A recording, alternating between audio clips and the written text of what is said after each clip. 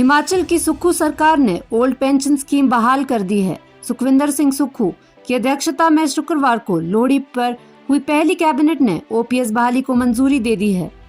इससे राज्य के 1.36 लाख कर्मचारी लाभान्वित होंगे। ओपीएस बहाल करने वाला हिमाचल चौथा राज्य हो गया है। इसके अलावा महिलाओं को हर महीने 1500 पेंशन और 1 लाख नौकरी देने को लेकर भी कैबिनेट ने मंजूरी दी है और इसके लिए कैबिनेट सब कमेटी 1 महीने में रोड मैप बनाकर कैबिनेट को सौंपेगी। सीएम सुखविंदर सिंह सुक्खू ने कहा कि कांग्रेस ने चुनावों के पहले वादा किया था कि कांग्रेस सत्ता में आने के बाद पहली कैबिनेट बैठक में ओपीएस बहाल करेगी। 1.36 लाख कर्मचारियों को इसका लाभ होगा। ये लोहड़ी का तोहफा कर्मचारियों को सरकार ने दिया है। इसके लिए काफी चुनौतियां आई और काफी वित्तीय बोझ सरकार पर पड़ेगा। कर्मचारियों को 9000 का एरियर पिछली सरकार नहीं दे पाई। उन्होंने बताया कि कर्मचारियों का 4430 करोड़ का एरियर देने को है। रिटायर हुए कर्मचारियों का 5226 करोड़ बकाया है। छठवें वेतन आयोग को लागू करने के बाद कर्मचारियों का 1000 करोड़ डीए देने को है। बीजेपी कुल 11000 करोड़ की अदायगी कांग्रेस सरकार की झोली में डालकर गई है। सीएम ने कहा कि 900 के करीब संस्थान खोल दिए गए। 80% कॉलेज एक टीचर के सहारे खोल दिए गए। अंतिम 6 महीने में देवीय शक्ति आ गई, जिससे ये संस्थान खोल दिए गए। 5000 करोड़ का खर्चा इन संस्थानों पर किया गया। पिछली सरकार 75,000 करोड़ का कर्ज छोड़ गई। उन्होंने कहा कि आने वाले समय में कड़े फैसले लेने होंगे जो प्रदेश के हित में होंगे। पहली बैठक में महिलाओं को 1500 देने की घोषणा पर मुहर लग गई है। इसके लिए धनीराम शांडिल, अनिरुद्ध सिंह व चंद्र कुमार की अध्यक्षता में सब कमेटी बनाई जाएगी जो 30 दिन के अंदर इसका खाका तैयार करेगी। 1 लाख युवाओं को रोजगार देने के लिए भी 3 सदस्यीय कमेटी बनाई गई है, जिसमें हर्षवर्धन चौहान, रोहित ठाकुर, जगत सिंह नेगी शामिल है। ये कमेटी 1 महीने के अंदर अपनी रिपोर्ट कैबिनेट को सौंपेगी। ये सरकार पूर्व की भाजपा सरकार की तरह रोजगार नहीं देगी, जिसमें पेपर पहले ही बिक जाता है। 1 महीने के बाद हमारी कैबिनेट का एक्सपेंशन हुआ और हमने जो वादा किया था कि पहली कैबिनेट में, आज हमारी पहली कैबिनेट हुई जिसमें मंत्रिमंडल ने यह फैसला किया कि जितने भी सरकारी कर्मचारी और अधिकारी हैं जिन्होंने प्रदेश में विकास की नई सीमाएं लिखी हैं, नए आयाम स्थापित किए हैं, उन सबको तकरीबन 1,36,000 के करीब ये सरकारी कर्मचारी हैं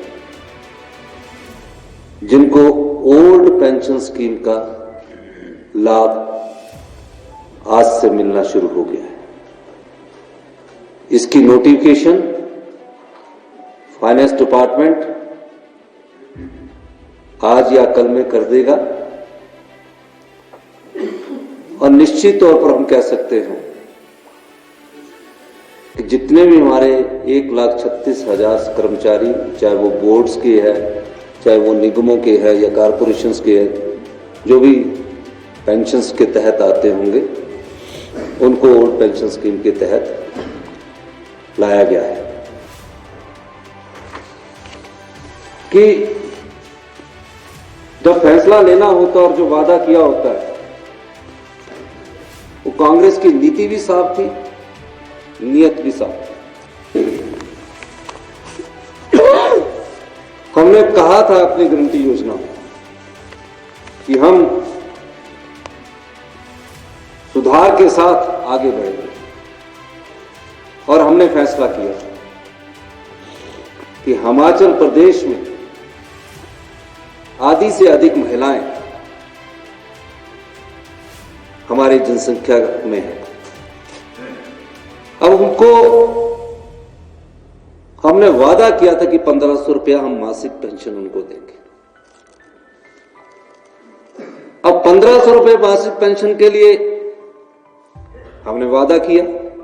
आज पहली ही कैबिनेट में यह भी फैसला ले लिया गया कि 1500 रुपया मासिक पेंशन दी जाएगी और एक सब कमेटी धनीराम शांडिल जी के नेतृत्व में, जगत सिंह नेगी जी और अनिरुद्ध सिंह जी के नेतृत्व में बनाई गई है, जो 30 दिन के भीतर चंद्र कुमार जी के नेतृत्व में बनाई गई है।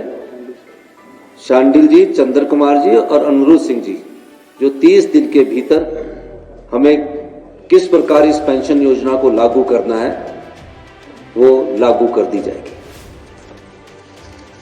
योजना को लागू करने का एक खाका तैयार किया जाएगा, वो हम लागू करने के लिए भी बाध्य हैं, क्योंकि वो हमारी गारंटी योजना में है। और हमने वादा किया था कि हम 1 लाख रोजगार के अवसर पैदा करेंगे। हमने आज ये फैसला किया कि हिमाचल में युवा दर बदर भटकता है, क्या कौन से ऐसे रोजगार के साधन पैदा किए जाएं सरकारी क्षेत्र में, उस दृष्टिकोण से हम आगे बढ़ने की कोशिश कर रहे हैं। हम वैसा रोजगार नहीं देना चाहते कि जहां पेपर पहले लीक हो जाता है, पेपर बिक जाता है और लोगों को रोजगार दे दिया जाता है। हम ऐसा रोजगार देना चाहते हैं जहां पारदर्शी रोजगार नीति आए। इस दृष्टिकोण से भी हम कार्य कर रहे हैं और मेरिट को उपेक्षा न की जाए, इस दृष्टिकोण से हमने एक और कैबिनेट सब कमेटी का गठन किया है, जो श्री